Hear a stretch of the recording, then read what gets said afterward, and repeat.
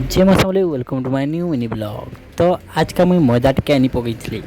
आ काଣା गोटे बनाबी बोली वर्षा पाक्ति में भावुली हेले वर्षा पाक्ति काଣା बनाबी भाभी भाभी भाभी भाभी मुझे एत भावली जे मुझे काଣା बनाबी बोली डिसाइड भी करनी पारली। हेन सीधा रुटी बनईदेली। हेन रुटी तो बनाली नहीं हुए।